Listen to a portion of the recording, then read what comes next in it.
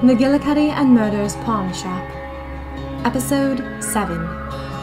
Death at the Bottom of the Sea. September 14th, 1921.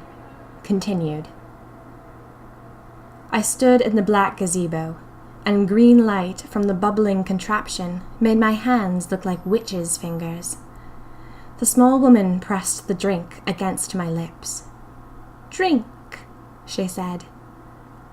I knew she'd force it down my throat in a minute, so I decided to drink it on my own. I always think it's better to choose whenever you can, even when your choice is nothing but beastliness. I drank the green liquid. It was foul, like gasoline. It didn't burn my throat. It went down smoothly. I felt dizzy as soon as it hit my stomach, and my knees wobbled. I felt sure I was going to faint. And then I remembered, the potion wasn't to make me pass out. It was to transport me. Just like that, I left the black gazebo of the night enthusiasts. It was a welcome change. Instead of the dark, salty-smelling cave I was in, well, a dark, salty-smelling cave. But this one was at the bottom of the sea. Water was being kept out by another one of those devices.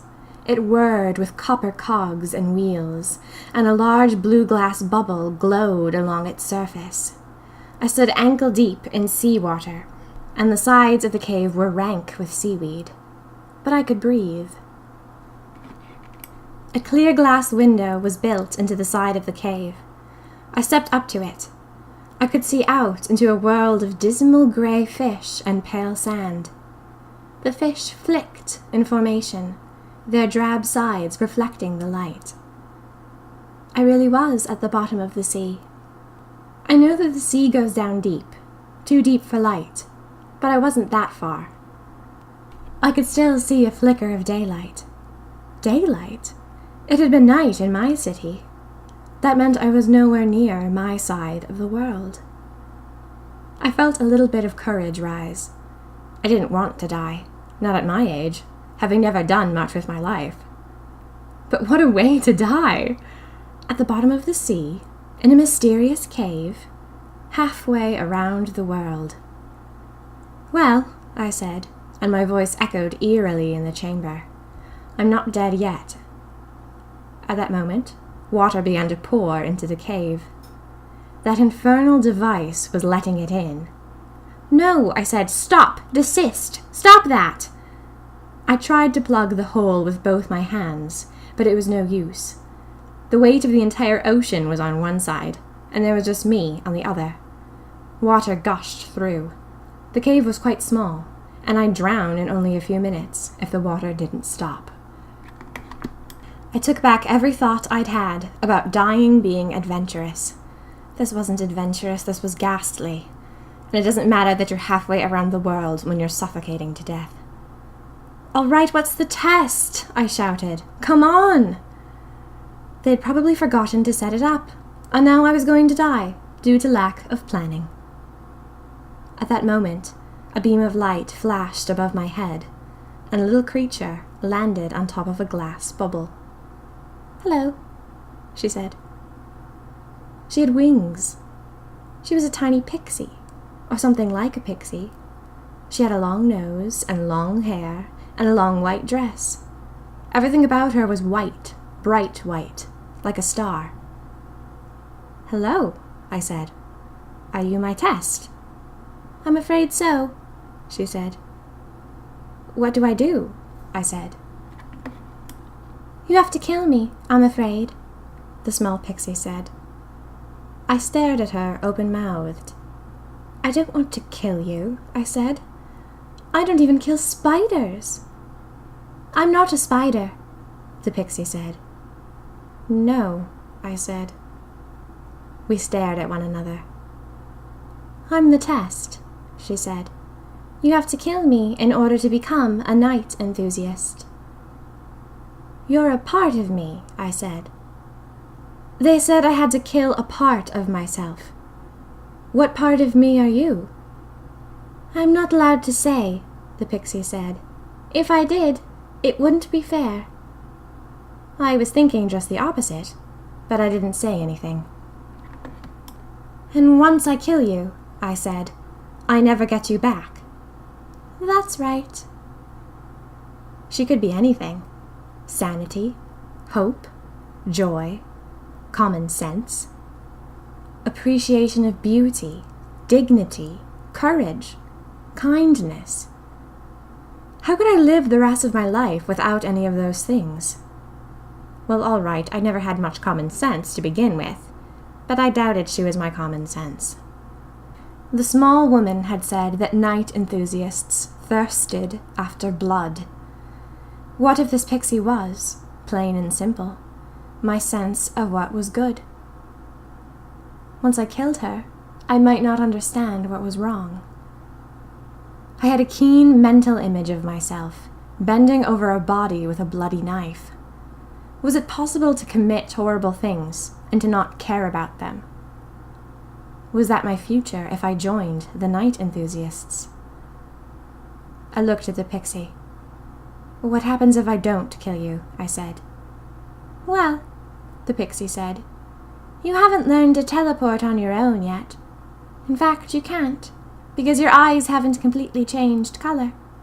So if you don't kill me, the night enthusiasts won't let you back, and you'll drown in this cave. I stared at the pixie. What a rotten test.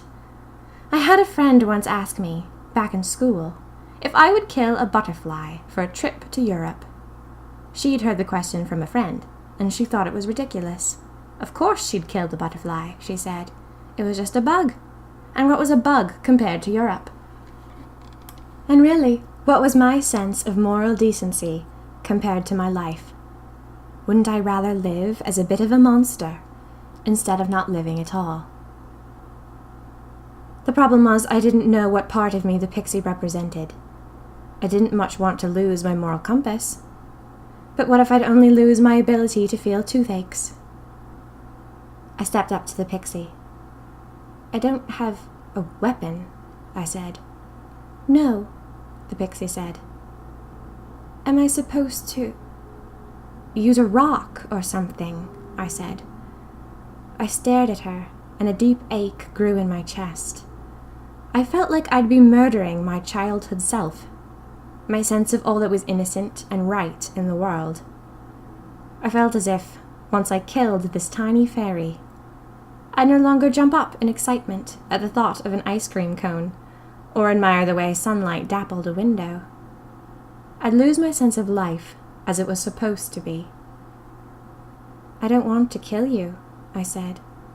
There aren't any rocks in this cave, the pixie said, in answer to my first question. You'll have to use your hands. I opened my mouth to say something, and then I stopped. A sense of peace came over me. I wouldn't kill the butterfly, I said. My friend said I was ridiculous, but I don't think I could have enjoyed Paris or Prague when I'd done something merciless and selfish to get there. It's only a butterfly, maybe, but it says something about me, and I don't like what it says. I'm not going to kill you, little pixie, whatever you are. I hope you aren't fear or misery, or something I'd like to get rid of. Since I don't know what you are, and since I don't trust the night enthusiasts any farther than I could throw them, I'm going to let you live. I paused. Of course, you're going to die anyway, because I'm about to die. But it's the principle of the thing. I sat down on the floor of the cave, right into the seawater. It was cold. It came almost to my shoulders, and I nearly stood back up again in a panic. I looked over at the pixie. It was one thing to decide now that I wouldn't kill her.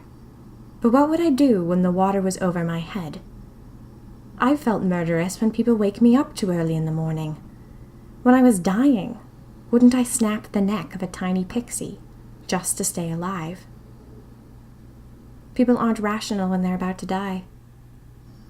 I didn't know how much control I'd have over what I was about to do.